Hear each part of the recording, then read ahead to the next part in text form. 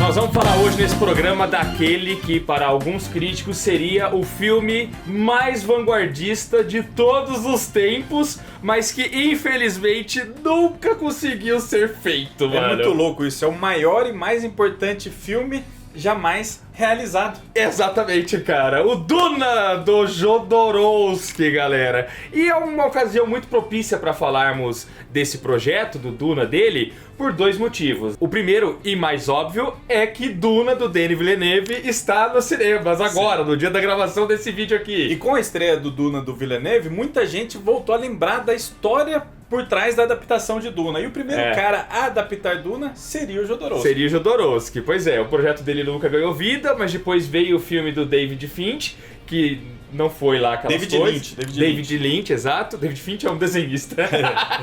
Do David Lynch, que gera controvérsia até hoje. Muita gente ama, muita gente odeia. E agora, muito tempo depois, conseguiu vir aos cinemas com filmaço do Denis Villeneuve. Então o nome do Jodorowsky já voltou à baila por conta disso. Por conta disso. Mas agora voltou à baila de novo, porque o projeto dele de Duna, uma vez não tendo vingado, se transformou numa história em quadrinhos chamada Incal, que a gente lança aqui pela editora do canal. E essa história em quadrinho maravilhosa aqui foi anunciado que vai virar filme! É o puta do filme, bicho! Vai virar filme com o diretor Taika Waititi. Ai, que delícia, como eu fiquei arrepiado com essa notícia, Bruno. Ele é o cara ideal pra adaptar isso aqui, porque ele já trabalhou com ficção científica fazendo Mandalorian, e o humor dele, né, é inegável que é excelente. Ele é um baita diretor de comédia, e Incal tem um humor muito forte também, né? Ele é o diretor perfeito ideal pra isso, cara. A gente é apaixonado pelo Taika Waititi aqui no canal. Já expressamos o nosso amor por Thor Ragnarok, que é o filme dele da Marvel. Que também divide muita opinião, né? Muita gente não gosta do Thor Ragnarok, justamente pelo tom humorado. As pessoas queriam um Thor mais sério dos quadrinhos.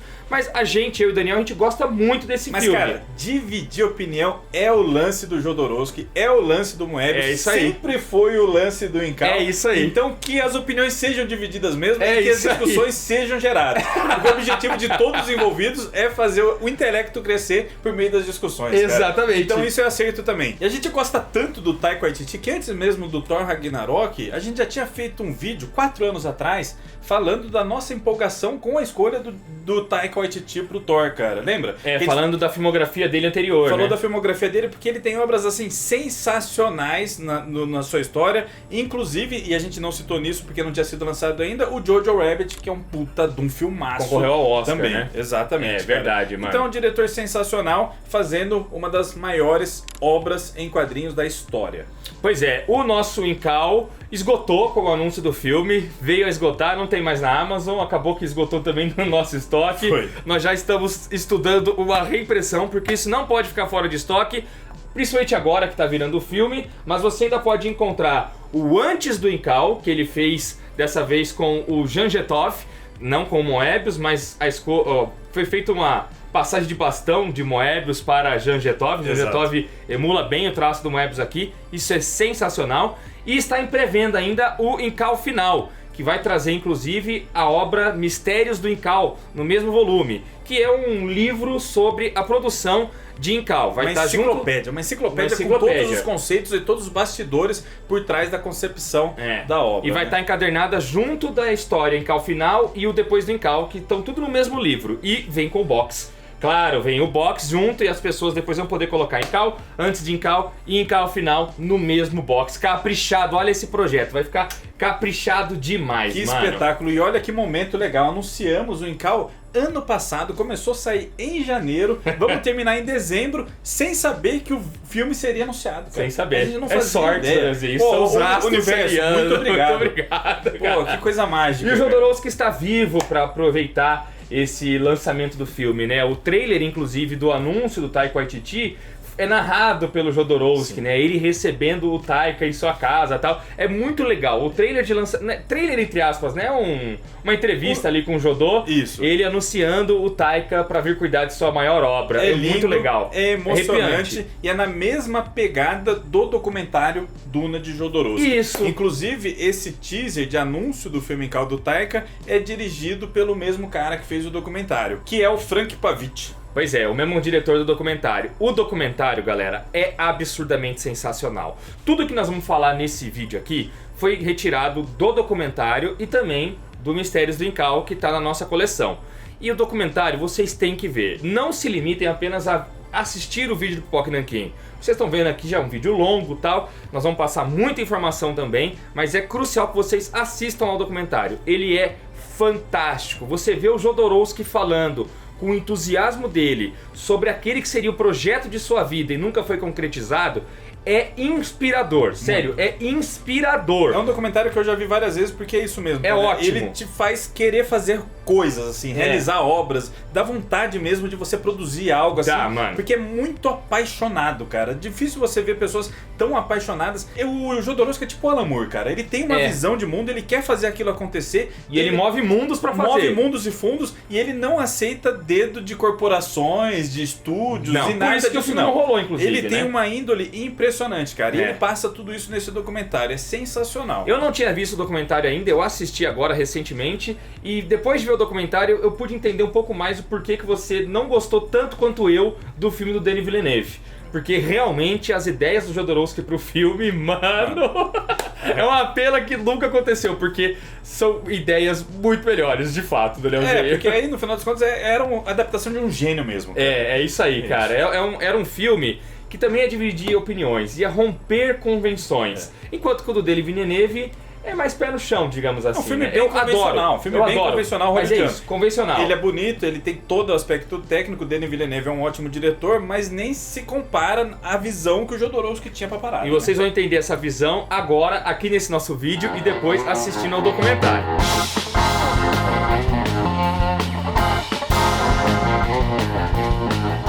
O Jodorowsky, ele inicia sua carreira no México fazendo teatro. Depois de teatro que ele decidiu fazer cinema. E ele acabou fazendo um cinema lá, inclusive, desassociado dos sindicatos que eram obrigatórios para lançar no cinema e tal. Ele fez um filme meio que proibido, sem autorização. Ele fez porque quis e ele peitou todo mundo dos sindicatos e falou assim: isso é arte, eu não preciso de autorização para fazer arte. Pra fazer arte, exatamente. Aí ele briga lá e consegue lançar o filme dele. E são 2 filmes basicamente que ele produziu. Fã do Elise é o primeiro filme dele. Esse é o primeiro. É preto e branco, produção totalmente mexicana lá e tal. Esse é de vanguarda pra caramba, super esquisito. Esquisitaço. Todos são esquisitos. Não, ele foi dando uma abrandadinha com o tempo assim, mas assim, são esquisitíssimos. Todos são esquisitos. Aí depois os filmes que lançam ele pro mundo é o El Topo e a Montanha Sagrada.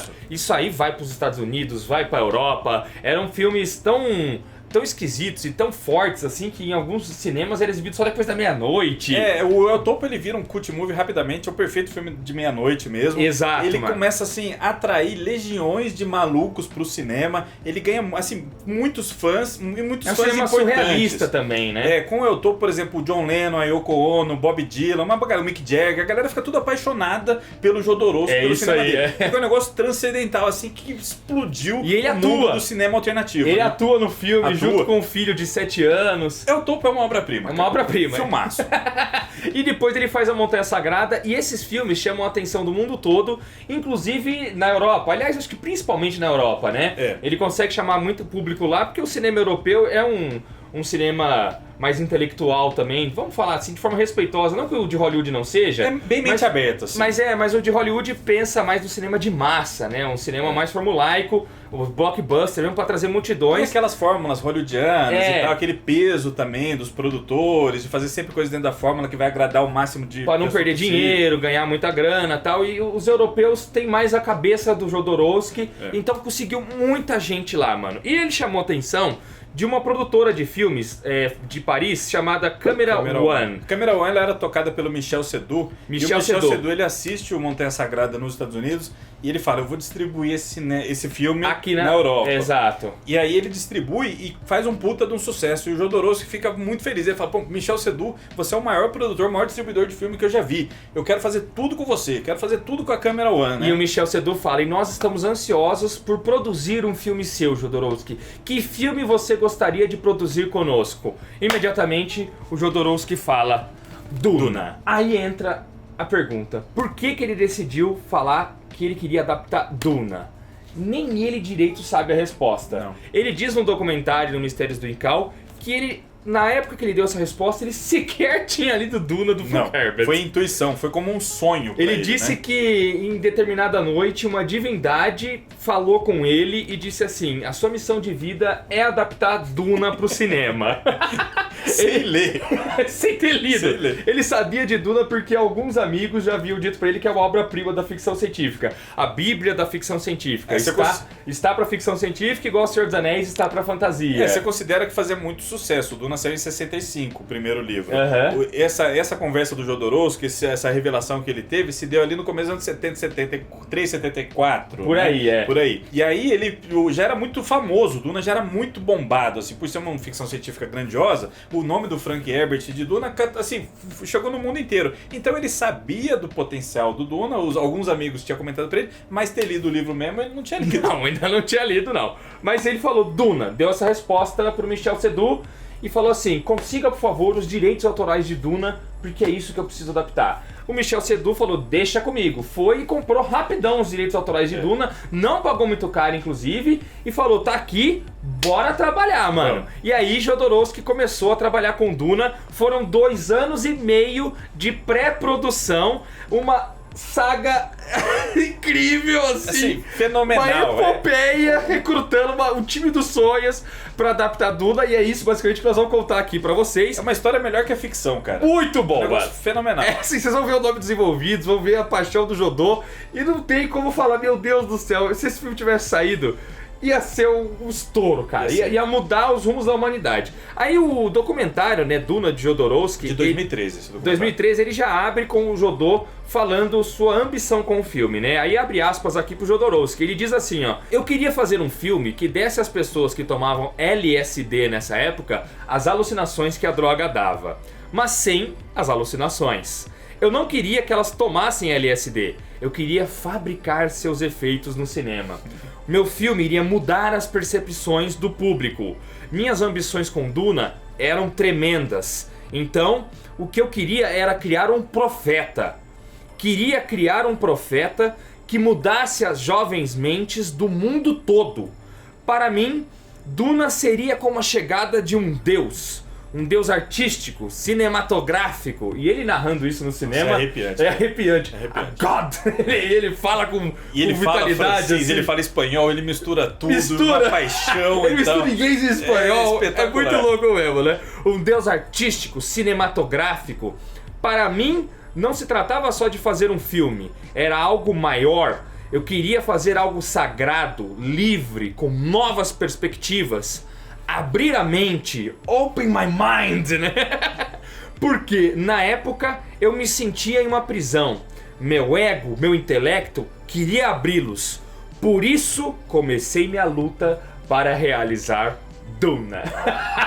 Coisa linda, né, cara? E lembrando que o Frank Herbert criou em Duna um planeta chamado Arrakis, que é o planeta de Duna, que tem uma substância chamada melange, que causa efeitos alucinógenos na população. É a especiaria lá. É a especiaria. Só que ao mesmo tempo essa especiaria serve para permitir as viagens interespaciais. Então é um planeta muito visado pelo Império, né? O Império quer tomar o planeta para usar o melange para justamente continuar com sua indústria de naves e tal, e transporte intergaláctico. Enquanto que o planeta Arrakis mesmo queria especiaria para si, eles querem o comando da especiaria. Então ele aproveitou essa ideia da especiaria para ter esse lance de replicar os efeitos de LSD e tal. E isso aí, se eu não me engano, nessa época já tinha saído o 2001 Odisseia no Espaço. Já tinha. Tinha saído. 2001, se eu não me engano, é 1971, né? E o 2001 Odisseia no Espaço tem aquele momento do filme que tem uma viagem de 4, 5 minutos,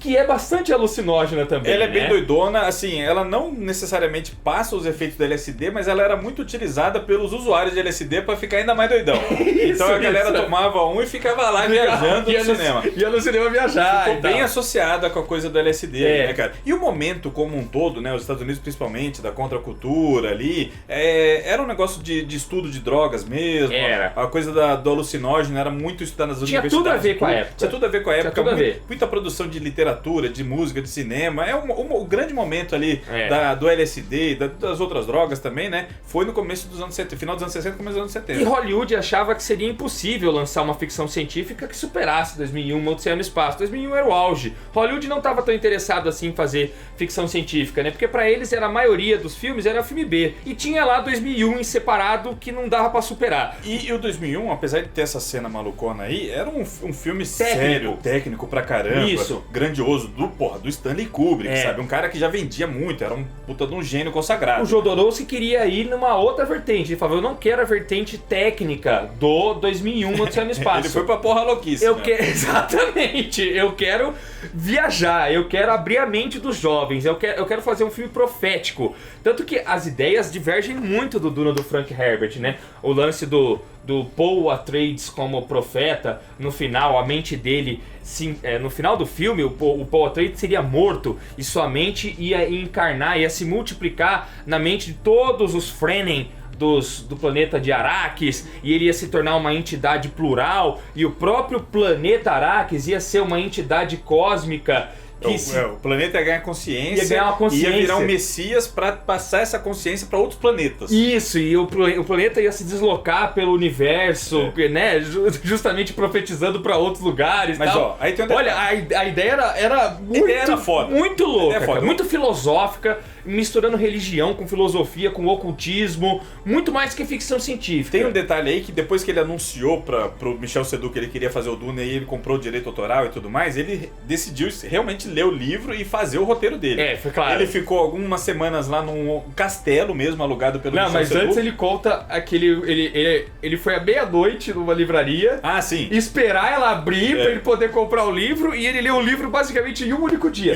Passou 24 horas debruçado no livro, leu tudo, mano. Comprou meia-noite 1 ele tinha terminado o livro. Isso é o que ele disse. Não, na meia-noite 1 do outro dia. Isso. Terminou o livro. Aí, nossa, velho, se fechou e começou a fazer o roteiro. E desde o começo ele falou: minha intenção não é respeitar o Duna. Não é respeitar. Ele tomou pra si o desafio de adaptar e fazer o Duna dele. A versão cinematográfica dele, que ele considerava que tinha que ser bem diferente do livro. E ele tomou várias liberdades criativas. Aí é legal isso que você falou. O Michel Seydoux chamou ele pra França, alugou um castelo em Paris, e ele passou lá uma temporada nesse castelo, dedicado única e exclusivamente a escrever o roteiro completo de Duna. Quando ele terminou, ele tinha certeza: esse é o filme da minha vida, esse é o filme que vai mudar a história da humanidade. Vai realmente ser um divisor de água nas artes. Caraca, agora eu preciso ir atrás dos guerreiros... Os guerreiros espirituais. Dos meus guerreiros espirituais, era esse o termo que ele dava, que vão fazer isso acontecer, que vão me ajudar a fazer isso acontecer. Por que guerreiros espirituais? Ele não queria apenas atores, atrizes, técnicos, artistas que seguissem as ordens dele. Não, ele queria que esses artistas fossem livres para contribuir também com a sua ideia de Duna e assim ampliar cada vez mais o escopo do filme. Ele não queria artistas contratados, ele queria uma comunidade de pensadores, intelectuais e pessoas assim apaixonadas pelo projeto tanto quanto ele, atuando junto ali, mano. Nossa, que da hora, velho. Coisa linda, só essa ideia já é linda, né, cara? Muito foda, e assim, mano. ele tinha a reputação, tem que entender que o Jodorowsky, nessa época, ele tinha a reputação sim pra conseguir coisas maravilhosas. Não à toa o Michel Seydoux topou financiar esse filme com um puta de um orçamento, não à toa esses caras que a gente vai falar agora toparam participar, porque El Topo foi um divisor de águas, e a Montanha Sagrada do El Topo, Montanha Sagrada, ele foi financiado, ele teve uma grana forte envolvida assim. É dito que até o John Lennon também ajudou a financiar o filme. Foi um filme grande mesmo. Então a reputação dele tava nas alturas pro cinema alternativo. E já tava incentivando filmes. Já tava influenciando filmes em Hollywood, inclusive. Nessa curta carreira cinematográfica com 3 filmes, num período aí de 6, 7 anos, ele já era extremamente influente. Cara. Considerado gênio mesmo. Exatamente, mano. E lá foi ele atrás da galera. De início, mano, olha, ele já foi vanguardista nisso. Ele sabia que ele precisaria de um storyboard completo do filme de cabo a rabo, numa época em que isso não era comum de ser feito.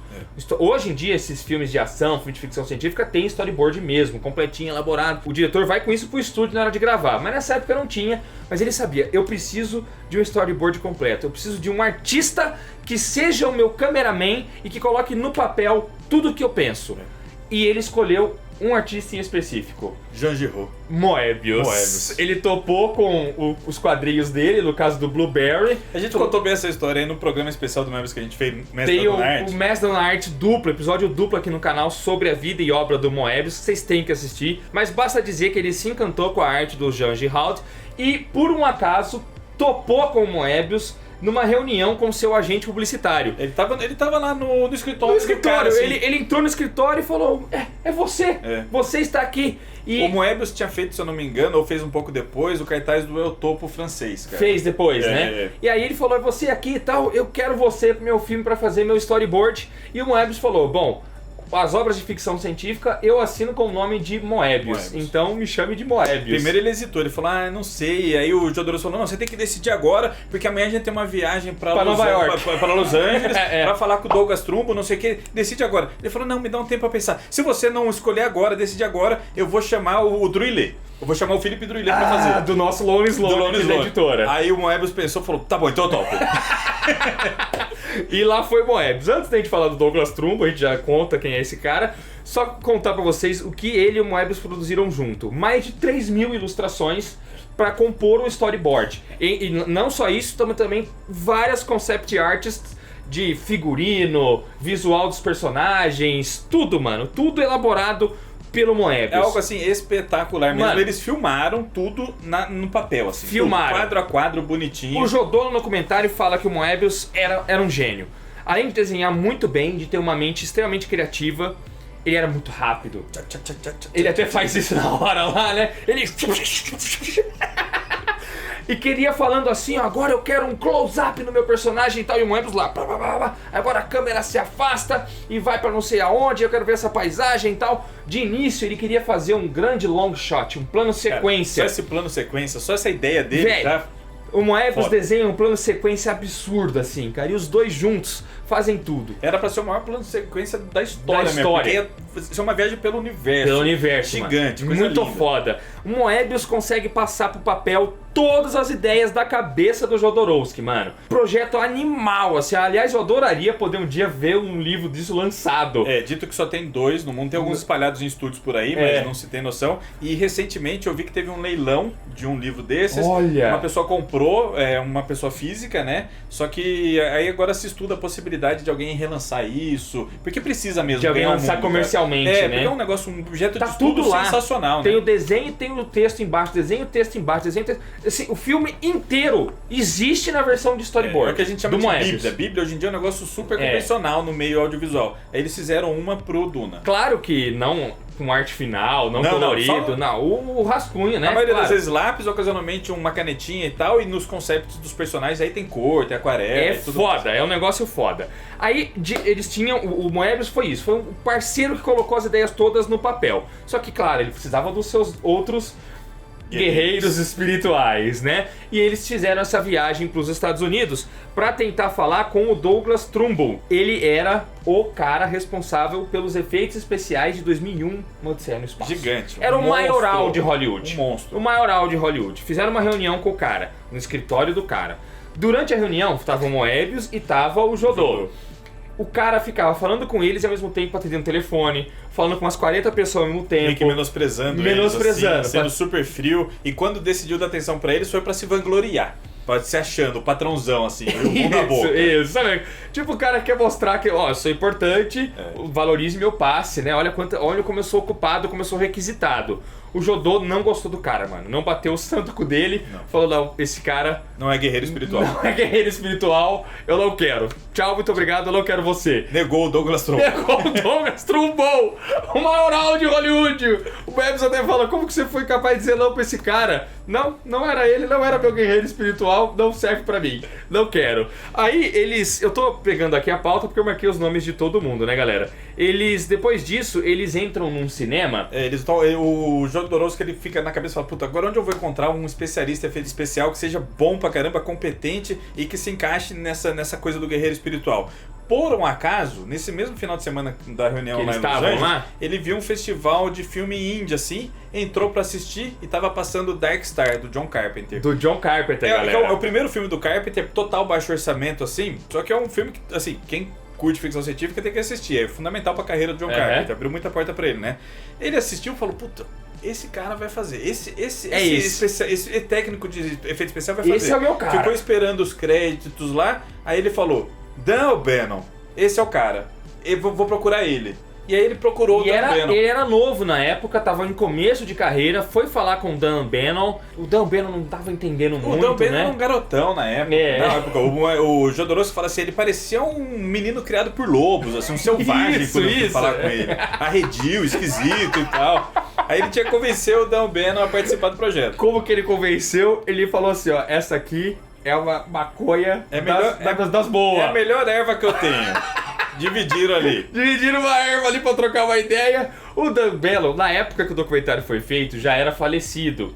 Então ele em si não aparece dando depoimentos, mas por sorte havia um depoimento dele gravado em áudio. Então a gente ouve a voz do Dan O'Bannon narrando como foi esse encontro com o Jodorowsky e as aspirações que ele teve no imediato momento em que ele começou a chapar com a erva do Jodorowsky. É legal que o diretor Pavic, assim, a equipe lá, eles usam umas alucinações, uma foto do Dan O'Bannon com umas alucinações, umas intervenções, assim. Não é uma foto do Dan O'Bannon. Pra mostrar a viagem. Ah, era do Jodorowsky. Do Jodorowsky. O O'Bannon falando assim, enquanto eu olhava pro rosto do Jodorowsky, começou a mudar, espirais no olho dele, Mano, e ele começa a descrever, e aí quando passa o efeito, ele tá convencido, ele fala, mano, é essa viagem que eu acabei de ter que você quer reproduzir num filme e fazer uma parada desse naipe, né? Tô dentro. Convencido a ponto de vender tudo que ele tinha nos Estados Unidos e mudar pra Paris.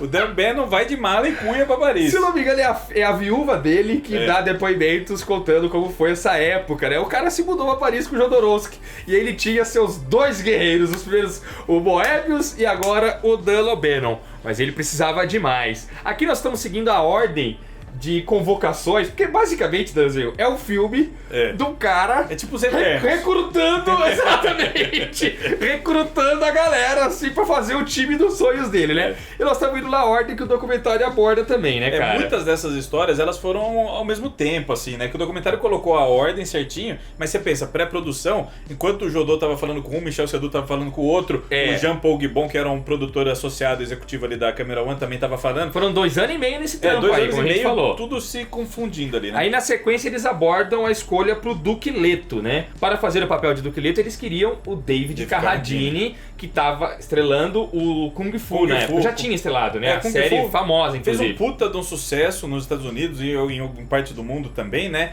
E era influenciado pelo El Topo, de certa maneira. Exatamente. O Carradine ele fez muito sucesso, era uma figura assim, muito bonitão e tal, meio canastrão também, e ele seria o escolhido para ser o Duque Leto. Topou na hora. Quando o Carradine soube que o Jodorowsky estava atrás dele pro seu próximo filme, o Jodorowsky não precisou ir até o Carradine foi até o Jodorowsky. Topou na hora, foi lá, pronto. Estava recrutado também o David Carradine, né? No documentário eles contam histórias mais aprofundadas, de modo mais aprofundado, vocês têm que assistir isso. Aí, ele precisava da trilha sonora. Quem vai fazer a trilha sonora do meu filme? Começaram a dropar ali nomes de algumas bandas. Até que o Jodorowsky falou, mas escuta, por que não o Pink Floyd? Pink Floyd no auge, galera. Fenômeno. Os caras estavam gravando Dark Side of the Moon. Pensa, era o Pink Floyd assim, monstruoso. Sucesso mundial. Gravando lá no Abbey Road e tal. Aí o Jodorowsky fala, vai ser Pink Floyd. Por que não Pink Floyd? E só que o Jodorowsky, ele queria um tipo de música diferente para cada planeta do universo.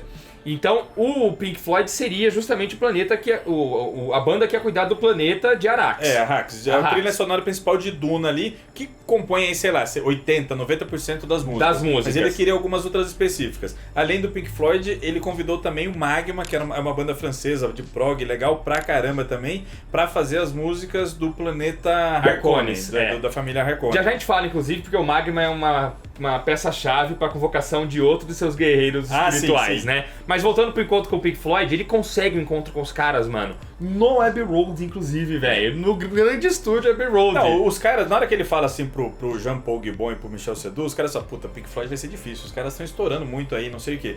Enfim, eles conseguem o contato do Pink Floyd. O Pink Floyd já conhecia o Jodorowsky. Por quê? Por conta do El Topo da Montanha Sagrada também. Por isso que os caras toparam encontrar com ele. Topa uma entrevista com ele. Aí o Jodô vai lá pra Londres, vai no Abbey Road e consegue conversar com os caras. Mas a introdução com eles de primeiro não é muito boa, né? Que os caras não estão dando moral, estão comendo. No livro ele fala que tá comendo batatinha e... Bife e batata. Bife e batata. No documentário ele fala que eles estão comendo McDonald's, assim, uns hambúrguer. De qualquer maneira, não foi uma boa impressão. Mesma coisa que ele teve ali com o Douglas Trumbo, que ele não se sentiu respeitado, não sentiu que os... Também não sentiu que o pessoal do Pink Floyd. Ele achou que os caras lá, o David Gilmour, a galera, não tava dando bola pra ele, não. Só que aí, antes de ir embora, ele dá uma bronca nos caras. Eles falam assim, olha... Porque eles entram, falam, olá, ok, tudo bem, beleza, tal. E deixa eles lá esperando enquanto fica comendo. Aí ele fica cansado de esperar, só que antes de ir embora, ele dá uma bronca nos caras. Ele fala assim, olha, eu vim aqui com a proposta do filme que vai mudar a história do mundo. Vocês vão estar participando do melhor filme já feito e vocês estão aí comendo hambúrguer sem dar moral pra mim? Ah, faça-me o favor. E ele vai embora, mano. Aí os caras do Pink Floyd... Não. O David Gilmour levanta e fala, não. Volta aqui, a gente é muito seu fã, desculpa, pelo amor de Deus. Pelo amor de Deus, desculpa. Ó, vamos ver a mixagem final do álbum que a gente tá gravando aqui e depois vocês estão convidados pra assistir o nosso último show. Foi o último concerto público que o Pink Floyd fez na época, né? Vocês vão assistir. Olha que foda, velho. Aí o Jodorowsky ouviu o Dark Side, mixagem final, foi no show e ficou maravilhado. Ele precisa ser eles. Tem que ser eles mesmo. Depois de muita negociação, o Pink Floyd fechou o contrato, lançaria um álbum duplo de chamado trilha sonora. Chamado Duna. A trilha sonora, cara. As músicas do filme depois iam virar um álbum do Pink Floyd, isso mano. Isso é sensacional. Os caras estavam no barco, velho. O Jodorowsky, ele até se arrepende um pouco desses momentos assim de fúria que ele tinha, dessas verdades que ele falava pra todo mundo, mas ele justifica da seguinte maneira, cara. Ele fala, nessa época, nessa altura do campeonato, eu já não controlava mais o Duna. Era Duna que me controlava. Então ele respondia aos anseios de algo muito maior. Então ele dava bronca nos caras do Pink Floyd de maneira meio irracional, assim, porque ele sentia que o Messias estava falando com ele. Olha ele tinha que que da fazer hora. acontecer, muito louco, né? E ele conseguiu. O Pink Floyd tava no barco, mano. Aí, beleza, Pink Floyd tá no barco, vamos fazer a trilha sonora de Arrax. É Arrax que fala? Arrax. É com 2 R's, né? Eu falo Arrax. A trilha sonora de Arrax. Só que agora, quem é que vai ser o meu protagonista?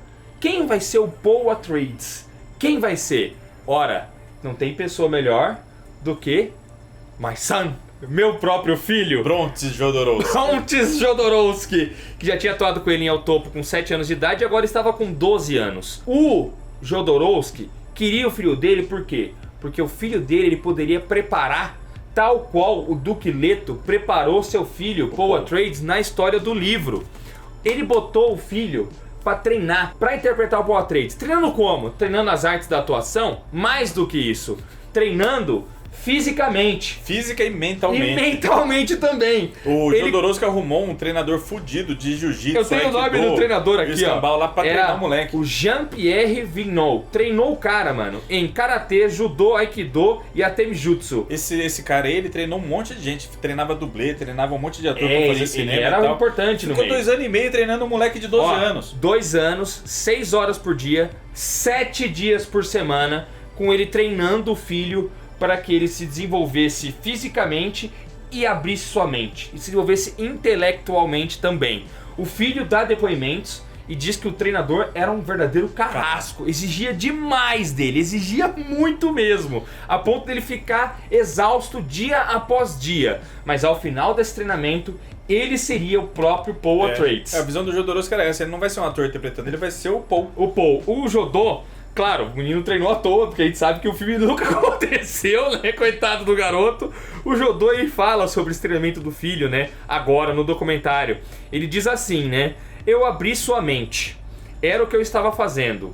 Não sei se mudei sua vida. E agora eu penso, por que fiz isso?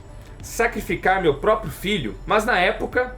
dizia pra mim que se fosse preciso cortar os meus próprios braços pra fazer esse filme, eu o faria. Eu acreditava que fazer um filme que vai gerar uma mutação nas mentes dos jovens era algo sagrado. Era preciso sacrifícios. Eu estava preparado até mesmo pra morrer por isso. Olha, esse era o nível de engajamento. Comprometimento. Você já se comprometeu alguma vez na sua vida dessa forma com qualquer coisa? E o filho não rompeu com o pai, óbvio, dado depoimento ao lado do pai e tal. Um monte de outras coisas depois com o Jodorowsky. Fez, então o treinamento não mudou a vida do garoto. Deve ter mudado pra melhor, inclusive. O moleque deve ser moleque forte. Imagina um moleque com 14 anos da escola. E sabe quem financiava tudo isso? Os produtores, mano. Sim. Eles que deram a folga financeira pro Jodorowsky poder fazer todas essas viagens, recrutar essa galera, Era pagar o coisa, 10 treinador. milhões eles tinham adiantado, assim, pra fazer essa pré-produção toda. Não era. Eles não tinham tudo isso, não. O Jodô, quando falou pro produtor, ele disse assim: mas se prepara que tem que ser um filme internacional, porque o orçamento vai ultrapassar 10 milhões. Foi isso que o Jodorowsky falou. Mas eu sei que eles conseguiram próximo Conseguiram a uma isso, grana. depois precisava de coisa de 5 milhões pra continuar e fazer o filme. E tudo mais. Exatamente, aí onde eles precisavam dos estúdios pra financiar o que faltava do negócio, né? Aí eles foram atrás, vamos pro próximo guerreiro espiritual aqui. Christopher Foss. Chris Foss, gênio. O Chris gigante. Foss é o cara que ele escolheu pra fazer o visual das naves, mano. O Chris Foss, ele fazia muito sucesso, ele fazia muita capa de livro, principalmente dos livros do Isaac Asimov. Ele é uma lenda da ficção científica mesmo. Um pintor inglês famosíssimo nesse meio, mano. O Jodô olhava pras naves dele, né, Danielzinho, e falava: isso não são naves, isso são entidades. Sem vida. Tem vida própria, olha só como elas se movem. Não eram quadradonas, né, como todo o conceito retrofuturista da época, né? Elas eram diferentes demais, elas eram biológicas praticamente. Ele se apaixonava. Esse é o cara que eu quero, mano. E ele teve que convencer também o Chris Foss. O Chris Foss teve que assistir aos filmes dele pra entender quem era o Jodorowsky. Assistiu, ficou meio de cara, topou, mudou pra Paris também. Mudou pra Paris também, lá foi ele, mano. Olha que foda. Mano, as artes que ele fez. Gente, olha, vocês estão vendo uma nave do Chris Foss para o filme Duna, que ele pensou pro filme Duna. Você imagina se fosse assim no filme hoje, mano? Olha isso, é um espetacular. Olha o espetáculo. conceito dessa. É uma coisa linda. Eram naves que se camuflavam junto a asteroides, junto a meteoros, Você tá vendo mano. como esse filme do Denis Villeneuve é careta, cara? Você vê aquelas naves dele lá, falta vida, não tem uma bola lá soltando várias navinhas só. Olha o conceito dele pro castelo da família Atreides em Arrakis, cara. Olha isso, mano. Era um castelo, uma estrutura inteira dourada. E o Foss fala que a criou para que pudesse ser construída de verdade. Ele pensou arquitetonicamente Pensou tudo no cintim mesmo, pra poder ser construído o set daquilo e tal. Mano, incrível o negócio. O próximo cara que ele queria pro filme dele... Ninguém menos que Salvador Dalí. Essa história. A história do Salvador Dalí é muito boa. É genial. Podia virar um filme só dessa história. Só a história do Salvador Dalí. Deixa esse like aqui no vídeo, galera. Que eu tenho certeza que até aqui a história já tá empolgante. Mas com o Salvador Dalí, tudo ganha outros ares até, mano. Bom, vamos lá. Ele queria o Salvador Dalí. Salvador Dalí, vocês estão ligados, né, gente? Um gigante da arte surrealista, né, mano? Não precisava descrever pra vocês o Salvador Dalí. Só que, claro, né, ele precisava encontrar o Salvador Dalí. Novamente, um encontro que se deu por acaso. Ele queria o Salvador Dalí como um imperador do universo. Ele queria como ator... fazendo o papel do imperador. Ele falou, não tem outra pessoa pra comandar o universo, pra ser o imperador do cosmo, que não seja o Salvador Dalí. Novamente se encontraram por acaso, eles foram almoçar no restaurante St. Regis, que era do hotel St. Regis, e descobriram que o Salvador Dalí estava lá. O Jodô conta que pegou uma carta de tarô, a carta do enforcado, e fez um convite pra ele. Quero você no meu filme, venha me encontrar no bar do hotel. E pediu pro hotel entregar pra ele. O Salvador Dalí se encantou com aquilo, falou, olha, que convite inusitado, eu quero encontrar com eles. E lá foi ele se encontrar, só que ele falou assim, eu vou pensar no seu caso, né? Nesse primeiro encontro, falou, vou pensar, me encontre novamente em Paris. Nos encontramos lá. E lá foram em Paris, essa história a gente tem que relatar aqui, porque ela é muito legal, é a parte mais legal do documentário. Que quando ele vai pro restaurante em Paris, o Salvador Dalí tá numa mesa com 12 pessoas, tá cercado de gente. E lá vai o Jodorowsky, que é um deles, né, ele andava com uma comitiva mesmo, né? Sempre ao lado de sua musa e tal, vários amigos. A musa dele era a Amanda Lear, que foi convidada pelo Jodorowsky também. Pra tentar convencer o Dalí, ele convida ela pra ser a... Princesa Irulan. Exato. Irulan. Essa musa é famosíssima, ela aparece no documentário também. E na mesa, mano, chega uma hora que o Salvador Dalí fala assim pra ele, eu vou topar fazer o seu filme se você me responder uma pergunta. Aí ele fala assim, o Salvador Dalí fala, eu quando eu era jovem saía pra passear pelas praias do mundo com o meu amigo Picasso. E nós, quando chegávamos na praia, sempre que nós abríamos a porta do carro, nós encontrávamos na areia relógios. Nós achávamos vários relógios. Você já encontrou enterrado na areia algum relógio? Aí, mano, o Jodorowsky contando é arrepiante, cara. O Jodorowsky é muito Ele fala assim, tinha que ser a resposta perfeita. Se eu falasse que não... Que eu encontrava relógio, não. Se eu falasse que eu encontrava relógio o tempo inteiro, ele ia falar assim, ai, que forçado, tá que vaidoso, olha que vaidoso, olha como ele é metido, e ele tá achando que é igual eu e o Picasso, né? Se eu respondesse que não, ele ia falar, Que pobre bosta, coitado. Que pobre coitado. Olha só, encontra não tem nenhum. nenhuma criatividade nem pra responder essa pergunta e nunca viu nenhum relógio. Então ele não podia falar que encontrava o tempo inteiro, nem que encontrava pouco. E tava aquela turba de amigo do Salvador Dali, tudo esperando assim, ó, a resposta dele. A resposta dele. Aí ele diz ao coitado, de repente, me veio a resposta De novo, certa na como cabeça. uma intuição, como um sonho. Como a entidade divina mandando pra ele a resposta. Ele fala assim, Dali, achar relógio, eu nunca achei nenhum. Mas eu já perdi vários. Aí o Salvador Dali... Eu vou fazer seu filme. Eu faço seu filme. Eu tô até arrepiado de lembrar disso. Que resposta, cara. Espetáculo. Mas eu já perdi vários. Gênio. Gênio, Danielzinho. Que coisa da hora, né, cara? Que diálogo, bicho. Que diálogo, Danielzinho. Sensacional. Quantos dos que o Jodô perdeu foram encontrados pelo Não. Dali e pelo Picasso, né? Perfeita. Perfeita a resposta. Salvador Dali topou, mas não estava... A epopeia com ele não estava concluída aí. O contrato não estava assinado. Não tava. Ele queria, sabe quanto, galera? Ele tinha a ambição de ser o ator mais bem pago de Hollywood. É, depois de Paris ele fez o Jodorowsky, a equipe, o Michel Seydoux, os caras irem pra Cadaqués, onde ele tinha uma casa, né? Cadaqués é na Espanha. Ele fez os caras irem pra lá pra conversar mais uma vez e acertar as últimas coisas do o contrato. Foi aí que ele falou, olha, quero ser o ator mais bem pago de Hollywood, é $100 mil por hora de gravação. Os caras, não, mas... E os caras precisavam dele por 7 dias. Por 7 dias. E como aconteceu? Ele falou, eu vou chegar no set, se bater o santo lá, eu faço mais de 1 hora por dia. Senão não faço. Senão eu não quero faço. trabalhar 1 hora por dia e vocês vão me pagar $100 mil por dia. Ou seja, era 700 mil. 700 que ele ia mil. trabalhar 1 hora por dia ao longo de 7 dias, 700 mil. Os caras não tinham essas condições de fazer isso. O Jodô voltou, o Michel Seydoux falou, Jodorowsky, Não dá. impossível, não tem como. Aí o Jodorowsky pensou, falou, não, vou fazer o seguinte, eu vou enxugar o papel dele ao máximo possível e eu vou fazer o Imperador. Aí ele criou uma ideia muito boa. O Imperador, de verdade, ele tem tanto medo de ser assassinado que pra várias comitivas ele não vai ele próprio, ele manda um robô idêntico a ele. Um duplo robótico. O seu duplo robótico. E aí ele fala isso pro Dali, ele fala assim, aí ele chega, se não me engano, ia fazer 3 minutos, uma coisa assim. Ele ia fazer reduz muito, ele pouquíssimos fala, minutos. 5 ou 3 minutos a gente resolve a participação dele. Resolve, vai ser. No documentário eles falam que é 3 minutos, e aí beleza, isso vai resolver, e ele fala, então Dali, a ideia é essa, você vai ganhar 100 mil por minuto. Mas você vai atuar 3 minutos e depois disso vai ser o seu duplo que vai atuar. Aí o Dali fala assim, beleza, ok, fica a vaidade dele é tocada. Porra, tudo bem, vai aparecer só 3 minutos, mas vão ser os 3 minutos mais caros que Hollywood já viu. E depois eu quero o meu duplo robótico. Ele achou genial. Na hora que ele fez a conta, ele falou, puta, $100 mil por minuto? Genial! O ator mais bem pago do universo. Não era por hora, mas era por minuto. Por minuto, 100 mil por minuto. Ele ia ganhar 300 conto.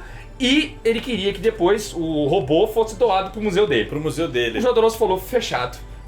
E aí ele tinha Salvador Dali no filme, mano! Sensacional, cara. Atuando por 100 mil por minuto, Salvador velho. Dali, ele tinha umas ideias completamente piradas. Ele queria que o trono dele fosse 2 golfinhos.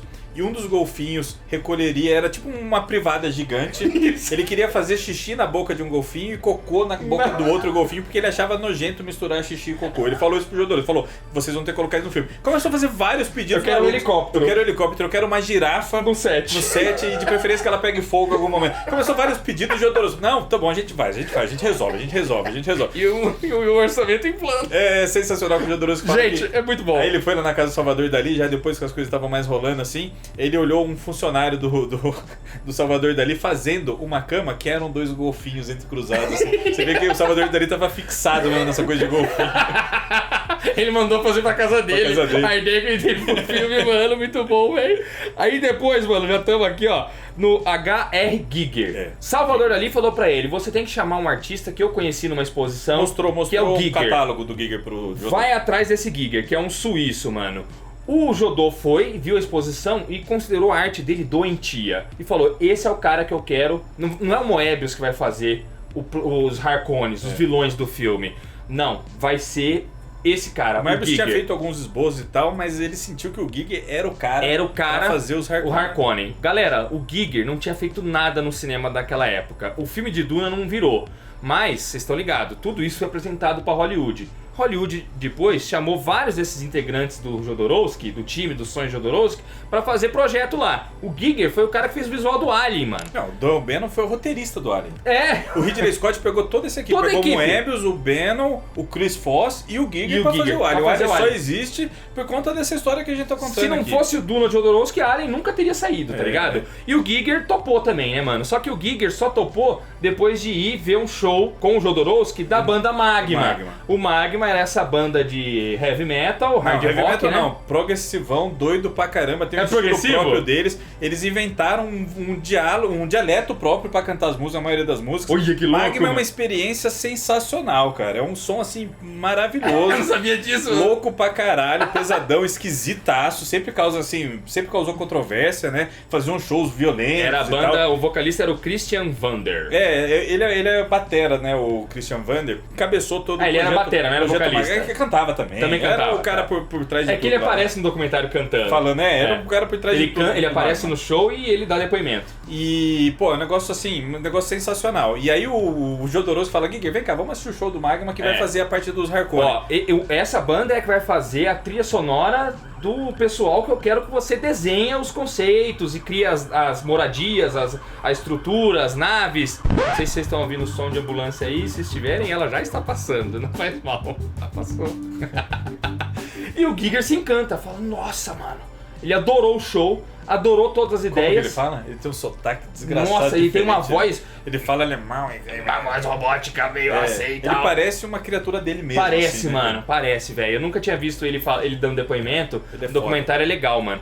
E aí ele topa, ele fala, não, claro, as coisas que ele cria, galera, a estrutura do Barão Harkonnen era o próprio Barão Harkonnen. O palácio. Um palácio gigante na forma do próprio Barão, uma cabeça toda pra trás. O Jodorowsky Depois fala- usaram isso no filme Prometeu, do Ridley Scott também. É. Mas o Jodorowsky ele fala que é ego maior do que esse, o Barão Harkonnen vai morar dentro de uma versão gigantesca dele mesmo. É. Tem uns puta do conceito. E ele faz as 4 ilustrações, 4 pinturas gigantescas mostrando parte do planeta ali, né, dos Harkonnen. E são assim tenebrosas mesmo, uma criação assim sensacional. Todo mundo fica encantado com aquilo, né? É maravilhoso, mano. E aí vamos pro próximo, faltam mais 2 pra gente terminar aqui a equipe de guerreiros espirituais. E não são qualquer 2, não. Já tem Pink Floyd, já tem Salvador Dali. Vocês acham que de agora em diante vai vir gente menor? Não. Não, mano. Não. Ele queria também seu filme Mick Jagger para interpretar o papel de uma personagem chamada Fade Halta. Mick Jagger. Mick Jagger. Imagina, os Rolling Stones nessa época, gente. É a maior banda do mundo. O próprio Né? Jodorowsky fala, como é que eu ia convencer o cara que tá no auge da sua forma? Mas ele encarnou que queria o Mick Jagger. Como é que eu vou convencer ele a participar de um filme, mano? E ele encanou. A história que ele conta no documentário, ele fala assim, que por um acaso ele encontrou o Mick Jagger também. Num evento da burguesia francesa. Estava numa exposição, assim, parece Não, uma era um exposição evento. chiquérrima, né? É tipo uma exposição, um evento que reunia toda a burguesia francesa em Paris, só gente rica, e lá tava o Jodorowsky também, e ele viu de longe e identificou o Mick Jagger no meio da galera.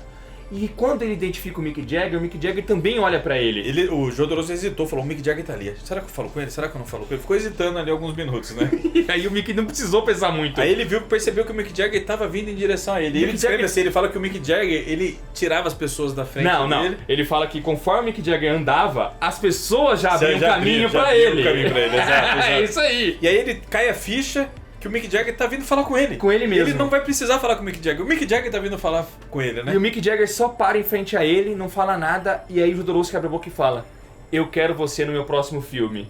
E o Mick Jagger responde com apenas uma palavra: Sim. Daniel. Ele conta isso no documentário. Mas eu duvido que isso aconteceu desse jeito, Não, cara. mas essa Isso era a é moral. chapaço. Não, essa era a moral de Jodorowsky nessa Não é época. possível, Daniel. Era, Drago. Ele era um fenômeno. Isso é eu tô falando viagem pra de você. LSD do Jodorowsky, mano. Imagina, cara. Os Você caras eram acha? tudo amigo lá na época. Imagina o John Lennon falando pra ele assim, Mick, Jodorowsky é gênio. Assiste lá, o El Topo. Uau, maravilhoso. Mas é muito perfeito, mano. O Mick Jagger caminhando até ele no evento, mó foda, e topando sem hesitar fazer o próximo filme. Mano, isso é viagem, Mas mano. quando se trata dessas forças metafísicas, eu acredito, cara.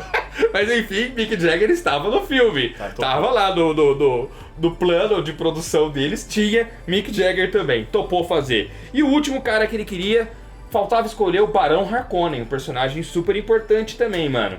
O Barão Harkonnen, uma Gordão. figura obesa, né? Que de tão obesa que é, só podia andar com uns Aparelhos de levitação, assim, né? antigravitacionais. Só no filme do atual agora, do Villeneuve também é assim. Quem melhor do Lynch também tem, uma figura grotesca pra caramba. No livro também é assim, não é? Quem melhor então do que Orson Welles pra fazer essa figura?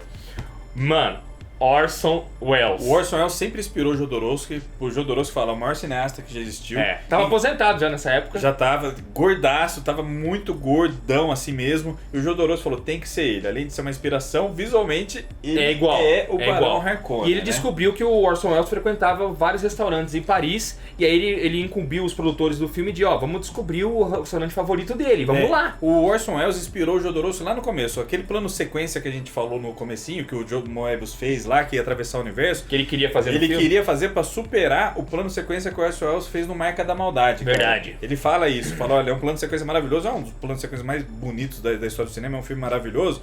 E aí ele falou, quero superar o Orson Welles no meu filme. Então foi uma inspiração e visualmente era perfeito. E aí ele bola a estratégia de chamar o Welles. Encontra o restaurante onde o Orson Welles tá. Pra chegar, se aproximar, ele pergunta pro dono do restaurante qual é o vinho favorito dele. Aí o cara fala, é aquele, manda uma garrafa. No que manda, o Orson Welles recebe, olha pra ele e topa recebê-lo. Aí ele fala, quero você no meu filme, assim, assado, explica. O Orson Welles fala, tô de boa, tô aposentado, não quero fazer mais filmes. Aí o Jodô fala assim, mas Orson Welles, se você topar gravar esse filme comigo, eu vou pedir pra minha equipe contratar o chefe desse restaurante e ele vai cozinhar pra você todos os dias lá no nosso estúdio de gravação e você vai poder comer a comida desse restaurante todo dia lá. O Orson Welles fala, o que, Danozinho? Se tá assim, sim. Eu topo. Bom, pra gente se encaminhar pra esse vídeo que já tá enorme, mas Nossa, vídeo gigante. É vídeo assim que a galera gosta aqui no canal. Acho que mano. esse vídeo é maior que o próprio documentário. O documentário tem 1h30 Não, só. não é maior que isso, mas chega próximo, porque a gente se empolga muito pra comentar. Mas aí se encerra a produção, né? Ele faz a pré-produção, né? Ele faz um livro dessa grossura aqui, gigantesco, maior do que os 3 Ingal juntos reunidos. Imagina, é um colosso mesmo, assim. E sai distribuindo pra todos os estúdios de Hollywood pra fazer a produção daquilo, né? Ele precisava terminar o filme, fazer mesmo mais dinheiro pra filmar tudo e fazer aquele monte começar, de coisa. realmente. E depois distribuir o filme, que é um gargalo importante. E começar a criar os cenários, fazer ele, na verdade, isso que a gente tá chamando de pré-produção é a pré-pré-produção, na verdade, né? Era só o concept mesmo. Tudo coisa, aquilo, né? tava todas as ideias reunidas, tudo certinho, tintim por tintim, os contratos com essa galera, tudo reunido num blocão que foi distribuído pra todos os estúdios de Hollywood e nenhum topou, mano. Aí você pensa. Nenhum topou, mano. Olha o elenco que ele reuniu, olha o time que estava envolvido, olha essa apresentação. Não tem como dar errado. E deu totalmente errado. Os estúdios não embarcaram na ideia, bicho. Não embarcaram porque eles olhavam toda a equipe e falavam, todo mundo é fera, mas o Jodorowsky é muito louco. É, louco demais. Ele é louco demais pros padrões de Hollywood, cara. Isso não vai dar resultado. Vai custar muito dinheiro e não vai dar resultado. De fato, não, eu acho que não iria, Danielzinho. Eu acho que era realmente o que o crítico... aqui eu separei o nome do cara. Tem um detalhe aí que é muito importante. Pode falar do crítico. É o Devin Farassi, um crítico que aparece no documentário, que ele fala que realmente é o filme mais vanguardista de todos. Era vanguarda demais, Daniel. Era demais. E ele queria fazer um filme de 12, 14, 20 horas. Ele fala 10 horas no mínimo. No mínimo 10 horas. Ele fala, eu quero fazer um filme gigante. O pessoal vai no cinema, não precisa ter 1h30, 2 horas. A ideia era ser algo colossal mesmo, completamente diferente do padrão. Hollywood falou, não, de jeito nenhum. O filme vai custar uma fortuna pra fazer. Tá sendo comandado por um louco.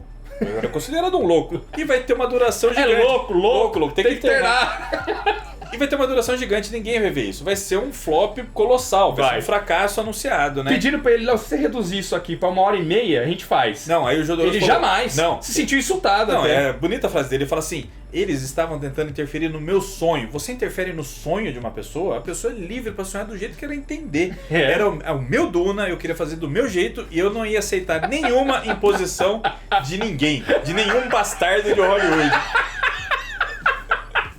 Não, cara. Ele foi irredutível, os estúdios também foram, não rolou o filme.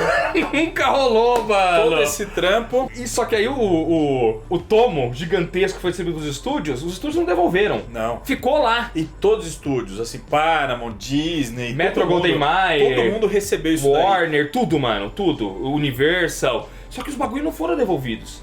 E pasmem, galera, depois começaram a sair filmes que o Jodorowsky e o pessoal da produtora dele, de Paris, começaram a assistir e identificar nesses filmes Reconhecer. ideias retiradas do projeto dele, mano. Tem dois, assim, que são óbvios, a gente já comentou, o Alien, o Oitavo Passageiro, pegou toda a equipe, né? O rediretor Toda a pegou equipe. toda a equipe, fez Várias ideias do filme também. O Dan Ben, ele faz o roteiro do Alien, porque ele fica triste pra cacete do Duna não acontecer. Todo mundo ele fica fica. deprimido. É. Ele vai morar em casa, ele vendeu tudo que ele tinha nos Estados Unidos. E Ele não rolou. Tá vivendo assim, tipo, que nem mendigo em Paris ali. Ele vai morar na casa dos amigos e escreve com uma força, assim, com uma coisa também, vem uma coisa da natureza. Ele escreve o Alien. roteiro de Alien. Então, o primeiro derivado direto desse projeto Duna foi o Alien. O segundo derivado, e o mais importante aqui pra gente, foi o Incal. É. Que tudo que o Moebius e o Jodorowsky criaram pro Duna, eles usaram no Incal. E depois disso, o Jodorowsky ele continuou usando vários desses conceitos para outras coisas do Jodoverse. Tem muita coisa que eles criaram pro Duna, criação mesmo, tá? Não adaptação do Frank Herbert, que ele usa depois no Casta dos Metabarões. É, que é o spin-off. Inclusive as naves que ele criou junto com o Chris Foss Foss. estão todas ali no Metabarões. Nossa, que louco. Vários conceitos. O nascimento do Paul, do sangue e tal. Tem várias coisinhas que ele coloca no Casta dos Metabarões. É. Mas o Metabarões é papo pra outra hora. Pra outra hora, aqui no canal nós vamos falar de Metabarões ainda. Sim, Agora. sim. Entendedor não entender não. Mas aí é o seguinte, no documentário vocês vão ver vários filmes que se inspiraram em ideias do Duna. Vai desde Flash Gordon até Indiana Jones, passando por Star Wars. Ou seja, Contato. é o filme nunca feito de Hollywood que mais inspirou... Exterminador do Futuro. É o filme que nunca foi feito, mas que mais inspirou a galera de Hollywood. É. Tem muita coisa que foi usada lá dele, É um né? negócio absurdo, cara. No final do documentário eles vêm mostrando. Tintim por tintim. Eles mostram, assim, às vezes, desenhos do Moebius e a cena dos filmes que vieram depois. É um negócio impressionante. É igual. É igual. A gente pode dizer aqui que Blade Runner, que é um dos filmes mais importantes para a história do cinema de ficção científica, ele não existiria se não fosse o Alien. E o Alien não existiria se não fosse o Duna. Então Blade Runner é uma consequência direta De Duna. da produção do Jodorowsky. Pois é. O Jodô, ele fica triste, obviamente, que o filme não rola, mas ele diz assim no nosso livro Mistérios do Incal, né? Lembro-me do meu velho pai que, morrendo feliz, me disse: meu filho, na minha vida eu triunfei porque aprendi a falhar. E foi a partir dessa falha que ele falou, não, eu não posso morrer com essas ideias, não posso desanimar, o filme não virou, mas eu tenho que aproveitar isso. É onde ele decide realmente transformar tudo isso em Incal. E Incal hoje é considerado por muitos críticos de quadrinhos como a maior ficção científica da nona arte. E a maior ficção científica da nona arte é da editora Pokémon. Meu Deus, cara. Aqui, ó, nunca na nossa mão. Nunca E vai virar cair. filme. Isso nunca vai entrar na minha cabeça, cara. E olha, Essa ficha nunca cai na minha cabeça, que Incal é nosso, um cara. filme que ele tentou fazer acabou virando uma história em quadrinho que agora, hoje, vai virar filme também. É. Não é pelas mãos dele, porque ele já tá muito idoso, ele tem mais de 90 anos, mas pelas mãos do Taika Waititi vai virar filme agora também, mano. E assim, Que história, velho. Inicialmente, antes de fazer o Incal, ele ficou bem triste, ele ficou bem abalado do projeto da vida dele, o projeto do cinema dele ali, ser tirado das mãos deles. Porque logo depois, todo esse trabalho foi assim, ralo abaixo, e tudo foi passado pro Dino De Laurentiis, pra produtora do Dino De Laurentiis, que desenvolveu o filme do Lynch. Do Lynch, mano. E aí, que foi lançado nos anos 80. O Jodorowsky, ele falou, eu não queria nem ver o filme do Lynch. Primeiro, quando ele soube que seria o Lynch, ele falou, puta, terrível, complicado, porque o Lynch é ótimo. Eu admiro muito o trabalho dele. Se tem um diretor que pode fazer Duna até melhor do que eu, é o Lynch. Ele ficou preocupado pra caramba. Meu sonho sendo feito por outra pessoa. Meu Deus, eu não posso nem ver esse filme. Aí os filhos insistem, o Bronte, o outro filho dele, ele leva, pai, você tem que ver, vamos lá ver, estreou aqui em Paris, vamos lá. Nós somos guerreiros espirituais, pai. Você vai superar isso, vamos lá Nós assistir. temos que ver. Ele foi assistir, Não, começou ele a ver conta o filme, isso no documentário, é demais. começou a ver o filme triste assim, foi vendo, foi dando risada, começou a gargalhar. No documentário ele fala, step by step, passo a passo, passo a passo, passo a passo, ele foi ficando feliz. Por quê? Porque o filme é uma bosta, ele achou o filme horroroso. Aí ele falou, é o sentimento humano, desculpa, mas... É um fracasso! Ele no cinema, é um fracasso! Ele falou, ele até pede desculpa, ele fala, eu sei que é mesquinho da minha parte, ficar feliz pelo fracasso dos outros, mas é um sentimento humano, eu não pude controlar. Ele ficou feliz porque não superou as ideias dele. Não. Caralho, olha aqui. Que história, gente. Olha, esse é um dos maiores vídeos do canal Pipoca Nanquim. Perde talvez apenas pro vídeo da história do Comics Code Authority. Vocês têm que assistir também, um documentário que eu gravei junto com o Alê, basicamente. E aqui isso é um vídeo da gente comentando um documentário sobre uma história fantástica que mudou os rumos do cinema e também dos quadrinhos. Porque uma vez que Incal nasceu por causa disso, e Incal mudou completamente a história dos quadrinhos, você vê como ele mudou as artes como um todo, né? Sem ter feito o filme. E mudou muita coisa. Influenciou tanto. Imagina se o filme fosse feito. Caramba, bicho, é muito louco. E não tinha como ser diferente. Esse vídeo aqui não dava pra ficar curto, porque a gente ama demais todos esses envolvidos. Tá louco, cara. E estamos lançando esta obra-prima, que é essa trilogia Incal no Brasil. Não tem como, a gente fica empolgado mesmo, bicho. É só... tá louco. É muita força grandiosa, né, cara? Vai adquirir já. Vai ler Incal. Incal, por que tem um formato luxuoso, bacana nosso aqui, pra durar a vida inteira na sua prateleira? Porque você não vai absorver tudo que o Jodorowsky e o Moebius colocaram aqui numa única leitura. Você vai ter que reler, galera. Se fosse assim, Incal não seria o que é. Incal não é pra ser entendido na primeira leitura. A Humanoides reimprime Incal desde o lançamento dele, mano. É Humanoides só Humanoides até hoje por conta do Incal e do Jodoverse, cara. Não tem Deixa eu ver aqui quando foi que saiu o primeiro Incal, inclusive. Ó, primeira edição, maio de 1981. Olha, 30 anos já tem, 81, 91, 2001, 2011... Não, 40 anos já tem. É há 40 anos isso é reimpresso e isso é referenciado por trocentos artistas. Dá até uma dor na nossa alma, fundo, entra pelo estômago essa dor e vai subindo assim, quando a gente vê alguém falando que Incal não é tudo isso, o cara... Não. Você tá louco. Você tem que ler isso aqui trocentas mil vezes pra captar, pra entender a genialidade do Jodorowsky. E tem um humor muito forte também, né? Que eu tenho certeza que o Taika Waititi vai saber adaptar certinho pros cinemas. Vai, cara. Tomara, né, Danny Boy? E é o quadrinho certo pra editora certa, pois afinal de contas eu tenho certeza que o Jodorowsky olharia pra gente e falaria: são guerreiros espirituais do mundo editorial. Porque aqui, bicho, o que manda é paixão. É mesmo, mano. É mais do que razão é paixão. É paixão, velho. Então é isso, galera. Os links para o Incal, o antes do Incal, o Incal final e Duna, você vai encontrar na descrição. Comprando pelos nossos links, você ajuda muito o nosso trabalho aqui no canal. Olha que vídeo sensacional. Que vídeo que deu trabalho pra editar. Desculpa, Jéssica, por todo esse tamanho de vídeo. Então, pela Jéssica, pelo Jodorowsky, pelo Moebius, por toda essa galera envolvida, deixa seu like e compartilha pra todo mundo saber dessa história, tá bom? E deixa um comentário aqui embaixo sobre o que você acha de tudo isso. Nos vemos no próximo vídeo. Valeu!